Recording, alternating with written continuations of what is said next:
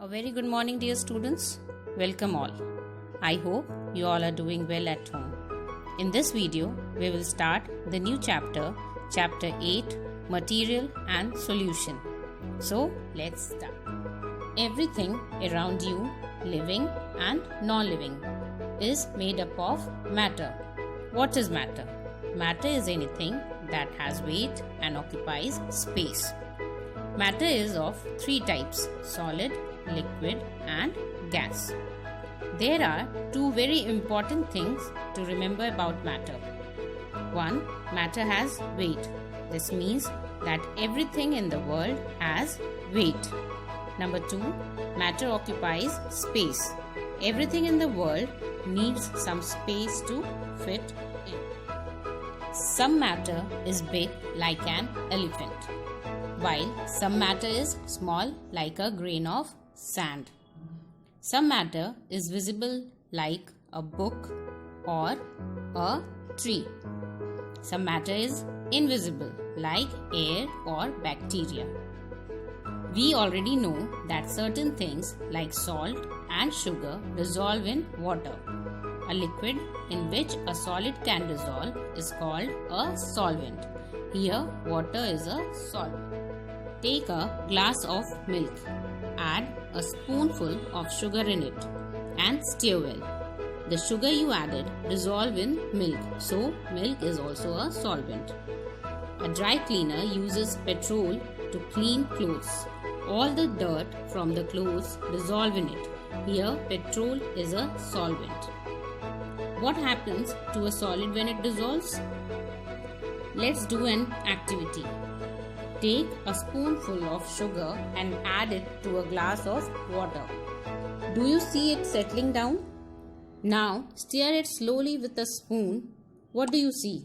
The sugar granules become smaller in size and then disappear.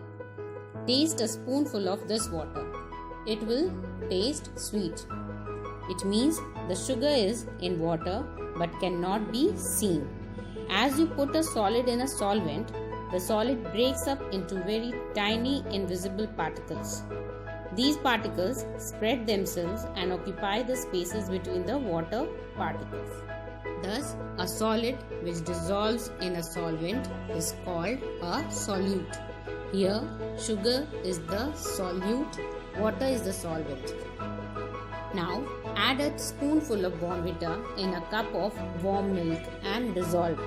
Here, milk is the solvent and Bournvita is the solute. The mixture of two is called a solution. When a solute dissolves in a solvent, a solution is formed. Some liquids can also dissolve in water. These are called miscible liquids. Spirit, alcohol, glycerine are miscible liquids.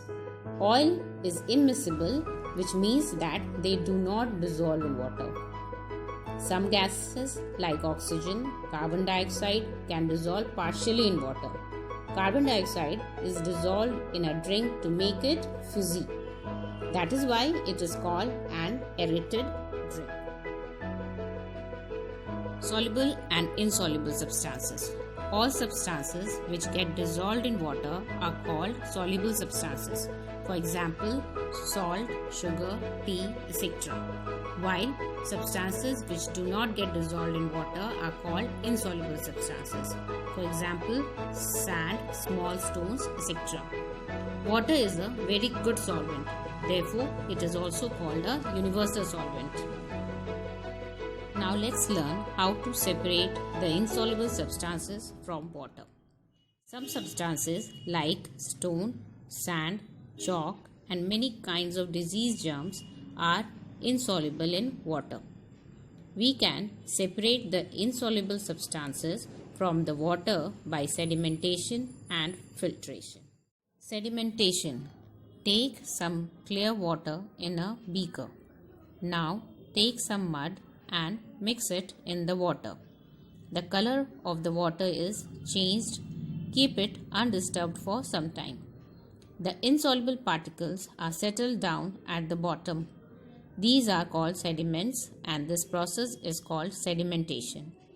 The clear water is poured into another tumbler. the sediment is separated from water in this way.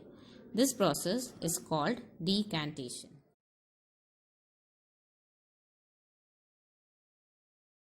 Another method to separate insoluble substance is filtration. In filtration, water containing insoluble substances are poured into a funnel having a cone of filter paper. Insoluble substances are caught in the filter paper. Filter paper has very tiny openings in it so that even the smallest particles of any impurity in water cannot pass through it. The clear water collected in the vessel is called filtrate. In this way, insoluble substance can be separated from water. Methods of separating soluble solids from liquids. When a solute dissolves in solvents, the mixture is called a solution. The methods used to get solute back from the solution is evaporation. The process of converting a liquid into its vapor by heating is called evaporation. We can use this method for separation of a solid dissolved in a liquid. Here, when we heat the solution, the liquid evaporates, leaving this solid behind. Common salt is prepared from seawater by this method. This process is called evaporation. Thus, by these methods, we can separate insoluble and soluble substance from water. With this, we come to the end of the chapter. Thank you and have a nice day.